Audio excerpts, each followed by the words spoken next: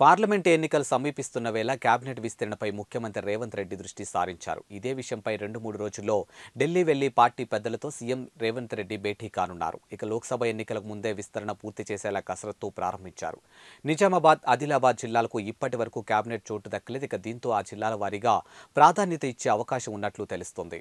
నిజామాబాద్ నుంచి రేసులో మదన్ మోహన్ రావు, సుదర్శన్ రెడ్డి ఉండగా ఆదిలాబాద్ నుంచి పార్టీ సీనియర్ నేత ప్రేమ్ సాగర్ రావు, వివేక్ బ్రదర్స్ ఉన్నారు. ఇక దీనిపై సీఎం రేవంత్ రెడ్డి ఢిల్లీ టూర్తో విస్తరణపై స్పష్టం రానుంది. కాగా కాంగ్రెస్ పార్టీ తెలంగాణలో విజయం సాధించగా గత ఏడాది డిసెంబర్ 9వ తేదీన అధికారం చేపట్టింది. అదే రోజు సీఎం రేవంత్ రెడ్డితో పాటు పలువురు మంత్రులుగా ప్రమాణ స్వీకారం చేశారు. నిజామాబాద్ నుంచి మాజీ మంత్రి సుదర్శన్ రెడ్డికి కేబినెట్లో బెర్త్ ఖరారైందంటూ వార్తలు వినిపించాయి. కానీ అనూహ్యంగా చివరి నిమిషంలో ఆయనకు పార్టీ హ్యాండ్ ఇచ్చింది. ఇక విస్తరణలో ఆయనకు తప్పకుండా స్థానం కల్పించాలని పార్టీ శ్రేణులు అధిష్టానం వద్ద మొరపెట్టుకున్నట్లు సమాచారం. ఇక మరికొద్ది రోజుల్లో పార్లమెంటు ఎన్నికలు కూడా అమల్లోకి రానున్న నేపథ్యంలో ప్రభుత్వంపై కేబినెట్ విస్తరణపై ఫోకస్ చేసింది. ఇక దీనిపై 2 రోజుల్లో స్పష్టత రానున్నట్లు తెలుస్తోంది.